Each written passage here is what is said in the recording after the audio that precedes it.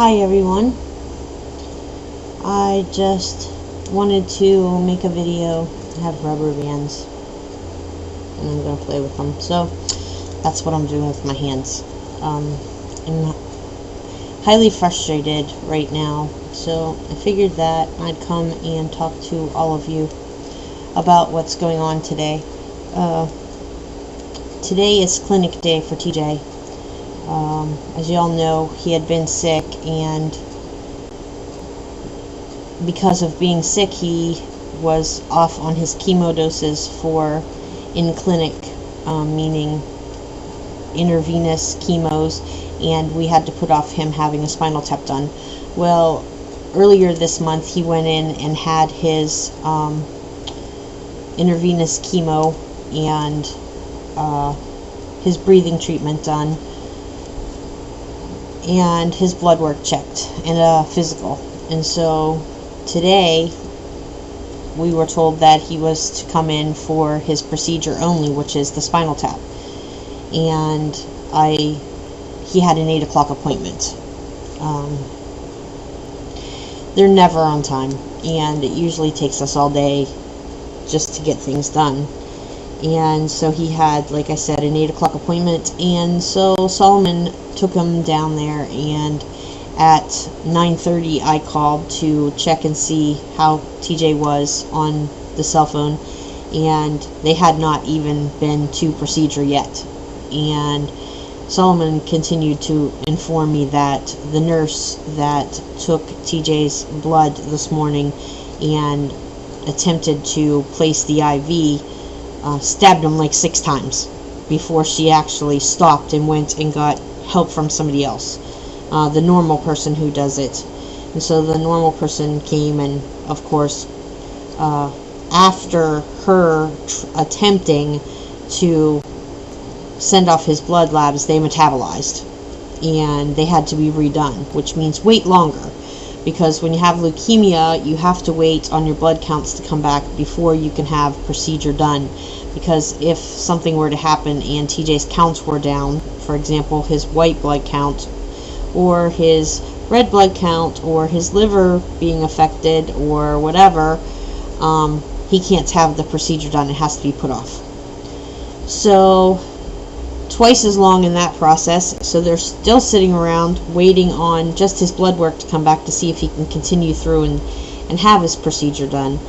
Well, I was very upset with the fact that there's no nurse on the face of this earth that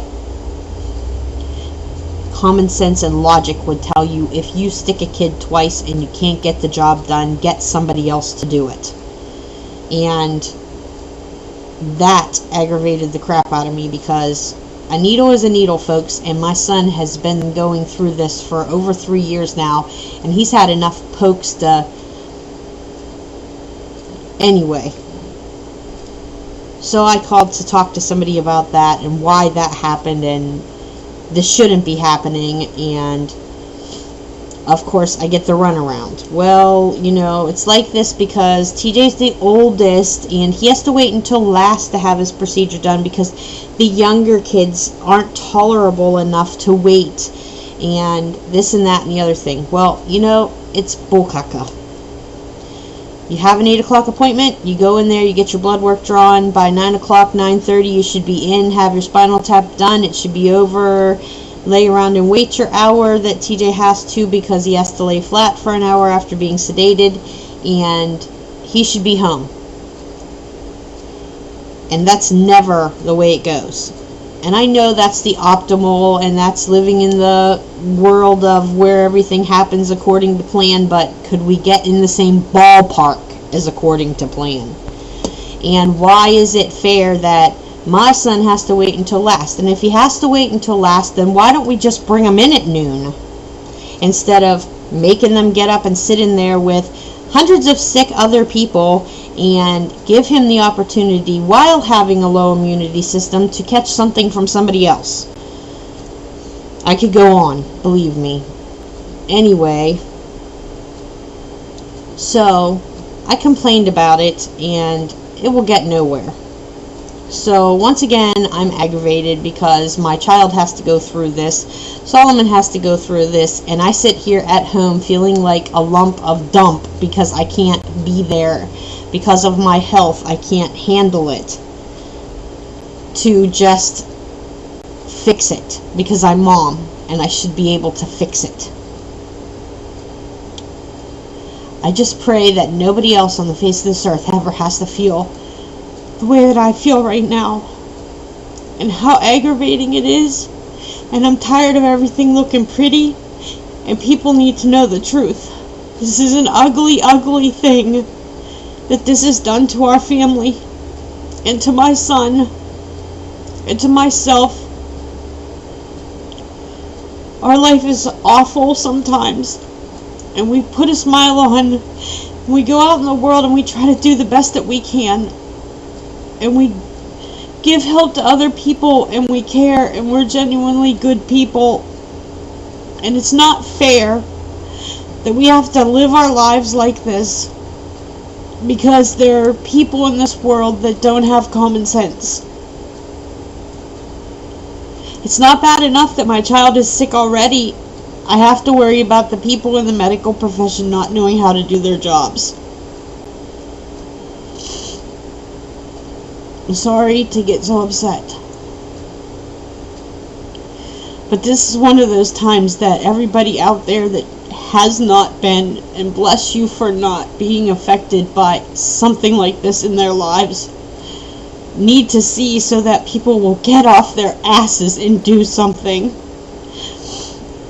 There needs to be a cure found for these childhood cancers and every other sickness and illness in the world, and 9 out of 10 times nobody does anything about it. We just sit here and let the government stick their foot all the way up our asses and run our lives and dictate over everything as far as health care is concerned, and put you farther and farther in debt because they know that you love your child and that you're going to pay it no matter what, or you're going to go more and more in debt to get it. Because you want your child here.